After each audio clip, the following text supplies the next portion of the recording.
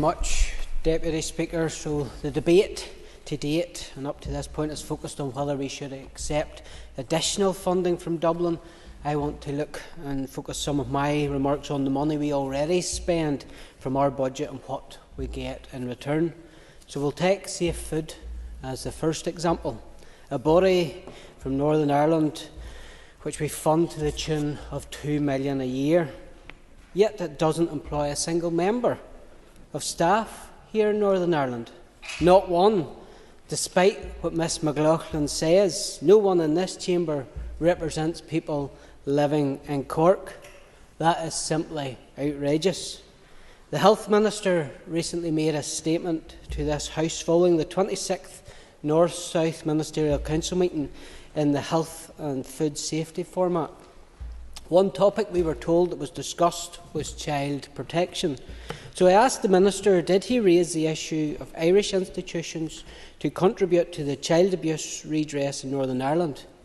He said it was a matter for the Executive Office and washed his hands of that matter accordingly. Yet, who sat beside him at that very meeting? Junior Minister Riley, who said nothing. That was a missed opportunity. So we'll now move to the second body I want to have a look at, the Loughs Agency. Members in this debate this afternoon have been at pains to use them as an example and to promote the activities that they carry out.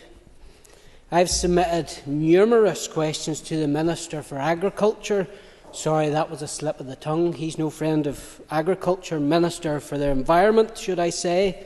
The answers confirm what many already suspected.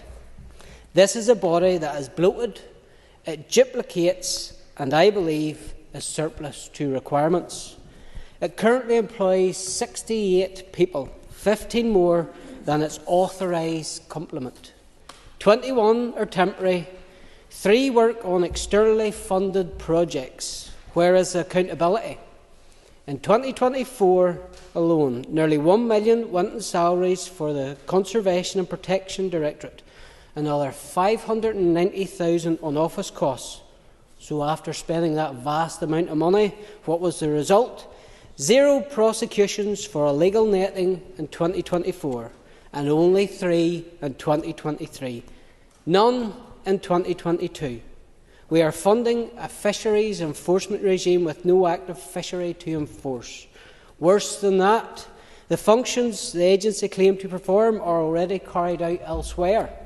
On the Erne and the Blackwater, the Northern Ireland Environment Agency and the Inland Fisheries Inspectorate do the job without the costly duplication. Pollution investigations, well, already done by NEA and AFBI.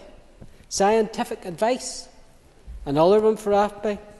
Aquaculture licensing, still handed by DAERA, not the Loughs Agency. So again, what are we paying for?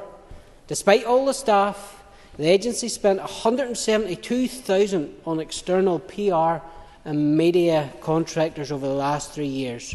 Why? Because they claim they don't have in-house expertise. But that begs the real question. Why do we have a standalone agency that can't even explain and promote itself? Their science team cost £322,000 last year, yet the work could be done by existing public bodies. Their Aquaculture Directorate employs 6 people, but the department retains the licensing role. This is not a structure with purpose, it is a structure without function. If the Loughs Agency ceased to exist tomorrow, its core functions would continue without disruption. We shouldn't be afraid to ask whether these cross-border bodies are delivering for the people who fund them.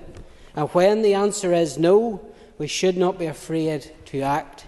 One cannot help but notice the fact that while the Nationalist and Republic Alliance are, as usual, happy to push a motion like this, there is no concern that Intertrade UK operates without offices, operates without an independent staff, and operates without even a budget.